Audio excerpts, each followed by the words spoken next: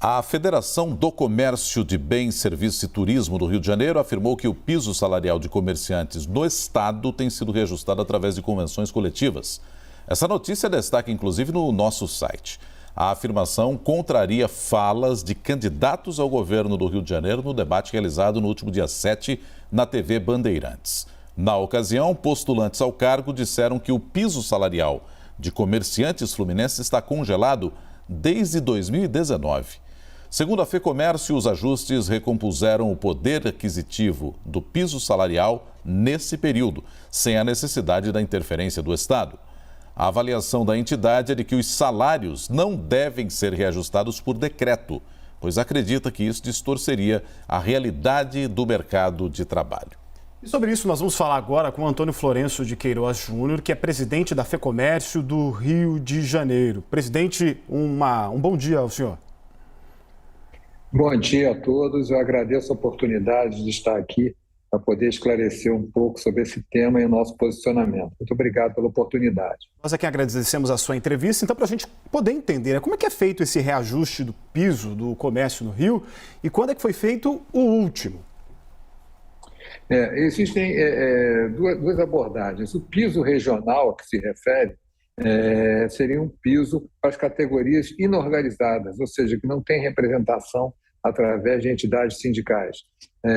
Esse piso ele não vem sendo reajustado desde 2019. Só que isso não reflete a realidade do mercado. Os pisos salariais das diversas categorias hoje são superiores, inclusive, aos outros poucos estados, que isso são parênteses, poucos estados no Brasil, se não me engano 5, têm a legislação do piso salarial regional. Todos os demais 22 estados não têm isso. Então, o que acontece? O piso hoje colocado nas convenções coletivas de cada categoria, ele é muito superior aos pisos salariais regionais adotados nesses outros estados.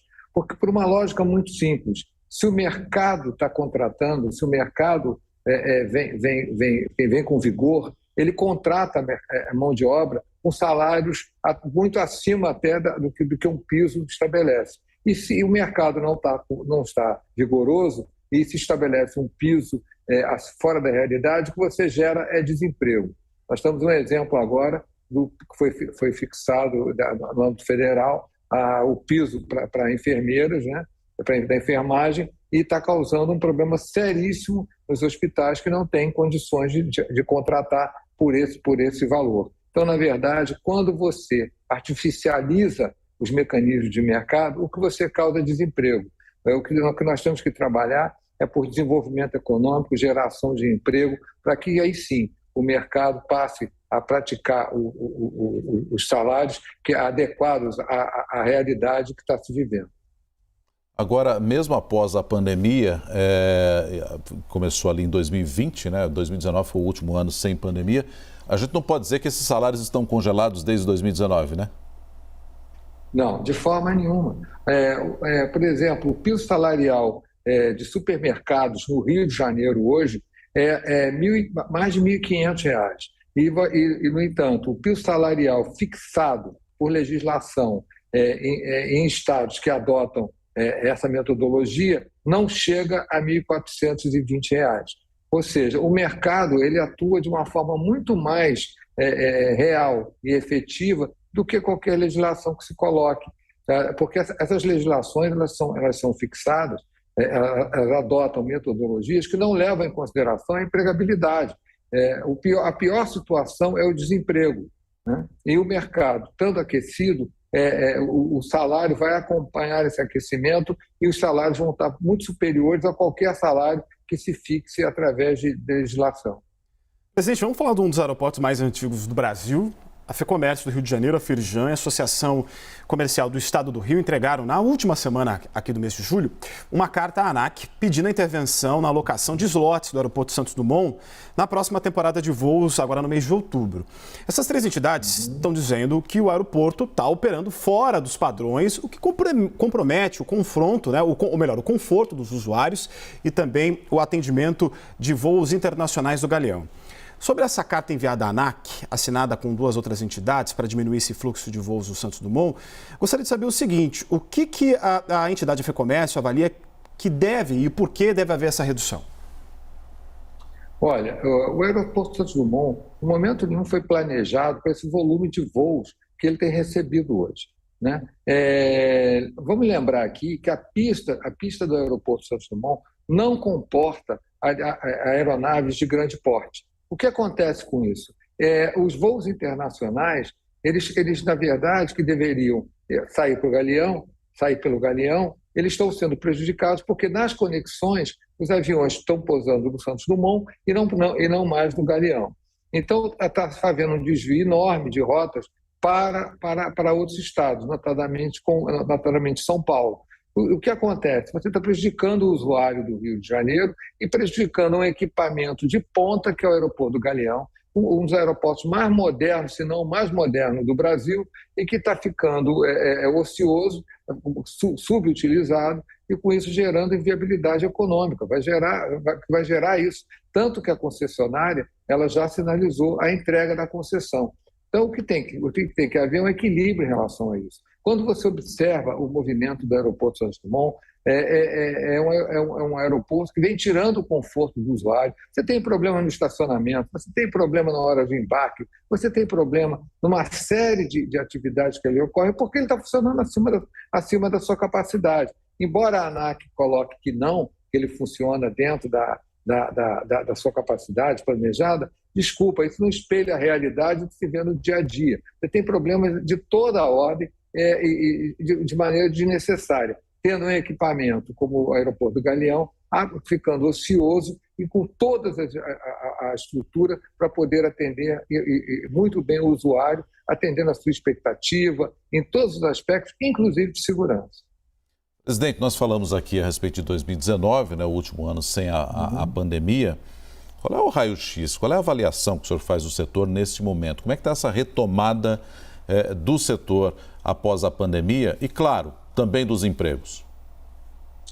Olha, vamos começar pelo final, pelos empregos, né, como você colocou.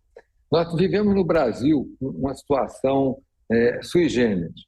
Nós temos um índice de desemprego que vem caindo, mas nós temos um percentual alto de desemprego, mas também temos um percentual enorme de vagas que não são ocupadas, não conseguimos ocupar por falta de capacitação, né? Então nós temos, olha que loucura, nós temos pessoas desempregadas e, no entanto, temos vagas em que essas pessoas não se encontram adequadas ou capacitadas para ocupar essas vagas, principalmente no que diz respeito à tecnologia. Então, o emprego ele vem retomando, mas podia estar retomando com muito mais vigor se nós tivéssemos hoje um processo de capacitação mais acelerado.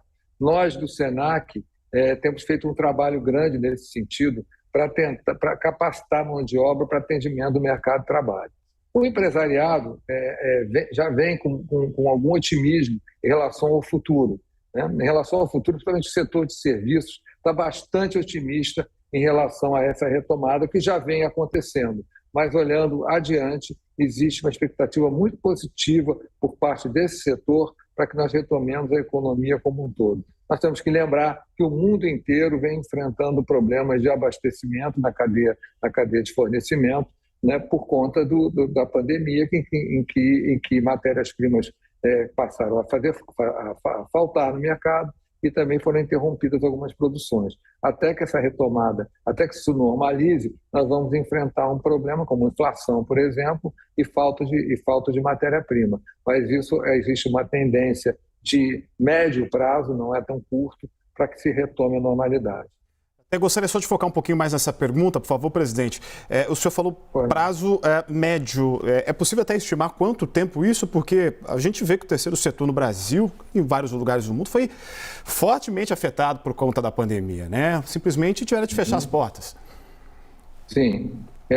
Hoje aqui no Brasil, e notadamente aqui no Rio de Janeiro, o setor de serviços ele vem com vigor muito grande. Hoje em dia é o setor que está funcionando de uma maneira muito forte, tendo números já superiores aos números anteriores à pandemia. Esses números já são superiores, né? E eles vêm funcionando de uma forma mais firme, porque são setores que eles têm mão de obra e não necessitam tanto de insumos. Quando você conversa com setores que precisam de insumos, aí eles esbarram, sim, muitas vezes na falta de matéria-prima. Mas o setor de serviços ele vem funcionando e é o setor que vem crescendo, não só aqui, mas no mundo inteiro, né? Existe essa tendência. Hoje, por exemplo, o comércio ele tem uma utilização muito grande da parte de serviços. Através do comércio eletrônico, hoje o que se tem muito é o setor de logística, né? É um setor muito importante para o nosso segmento. Então, você consegue, com isso, manter números equilibrados. Agora, a retomada da normalização do fornecimento de matéria-prima na cadeia de fornecimento é uma coisa que ainda vai levar um tempo, porque não é um problema do nosso país, é um problema mundial. Nós conversamos com Antônio Florencio de Queiroz Júnior, presidente da FEComércio do Rio de Janeiro. Muito obrigado pela sua entrevista. Eu que agradeço a oportunidade e coloco sempre à disposição. Um bom dia a todos. Muito obrigado.